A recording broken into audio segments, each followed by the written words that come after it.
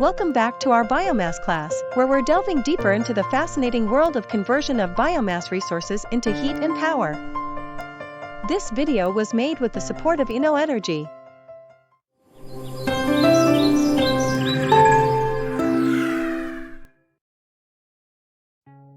Remember that this biomass energy course has 9 lessons. Lesson 2 is divided into 2 parts. In this second part, we are going to explain you in details the analysis that can be done to know the characteristics of solid fuels. Jane is a junior engineer working for an energy services company. She has been challenged to design a biomass-fueled facility fed with solid biomass. From her experience, she knows that fuel characteristics are essential for calculating the fuel consumption, energy efficiency, and environmental impact.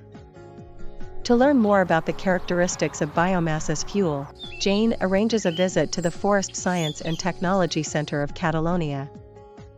At the CTFC, she meets Tanya, the head of the Biomass Characterization Laboratory. In the way to the lab, Tanya explains Jane that the chemical composition of solid fuels is very complex. Wood is mainly composed by cellulose, hemicellulose and lignin.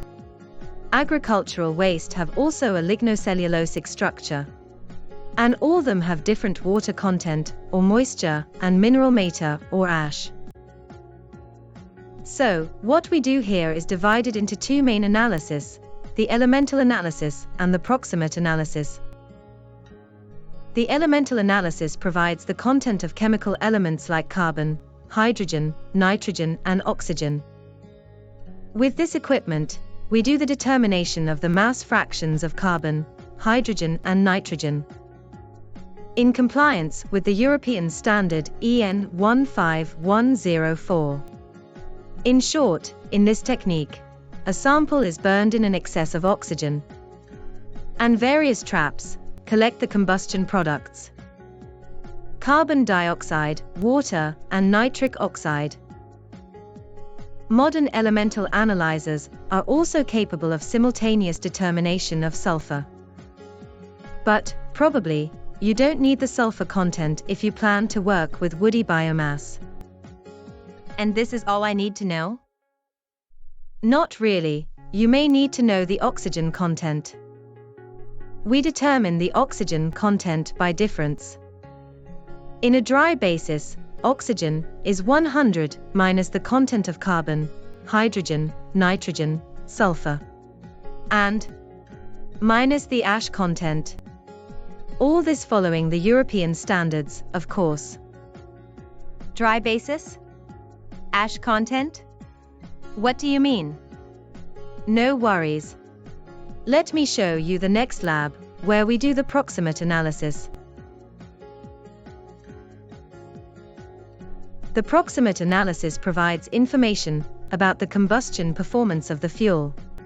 It includes the information about moisture, volatile matter, ash, and fixed carbon.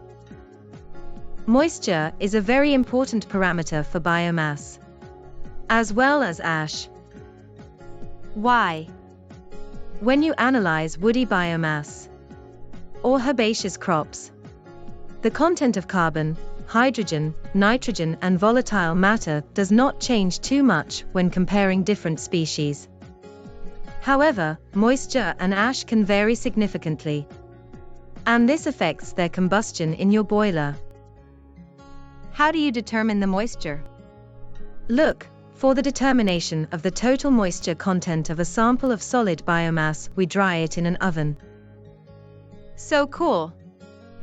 Let me show you the analysis of ash. For the analysis of ash, we use a muffle furnace. We can also analyze the volatile matter and the fixed carbon. The difference with the previous oven is that this one reaches very high temperatures, up to 500 degrees. After submitting a sample to very high temperatures, we weight the remaining residue, that is the mineral matter. Obviously, proximate analysis can also be made in a thermogravimetric analyzer. Okay, and what about heating value? Let me show you our calorimeter. We measure the calorific value of solid biofuels using a BOM calorimeter. In compliance with the European standard EN 14918.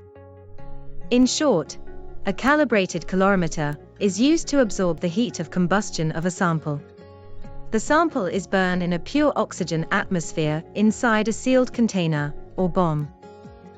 You can also calculate the heating value using the biomass elemental and proximate analysis, and the Dulong formula, of course. But this will not give you the same precision than the calorimeter. Remember that you can also order your analysis through our website and send us your samples. Back to her office, Jane wonders how to skip all these analyses. When using fossil fuels, you don't need to analyze the fuel, because there are standards and certifications. After investigating, Jane discovers several certifications. EN+ pellets are tested for mechanical durability, percentage of fines, bulk density, ash and moisture content, as well as the calorific values and the percentage of additives. All this to guarantee that pellet appliances will perform at their best. EN+ certification is also a good guarantee of pellets quality. And what about wood chips? Nowadays, certification for wood chips can vary from country to country. However, Good Chips, the first international certification for wood chips, started in late 2019, aiming to apply the same principles that EN pulls for pellets. At CTFC, Jane learned from Tanya that they make analysis of wood chips to give them the DBOSQ certification in Catalonia. Wrapping up, Jane has been investigating what she needs to know about the properties of biofuels for her project. The heating value, moisture, ash content and elemental analysis are the key parameters she needs to know. Quality standards like EN+ for wood pellets guarantee these parameters to be within a predefined range. However, if she is going to use wood chips or agricultural residues, she needs to send a sample to the lab for doing the elemental and the proximate analysis, as well as the determination of the lower heating value.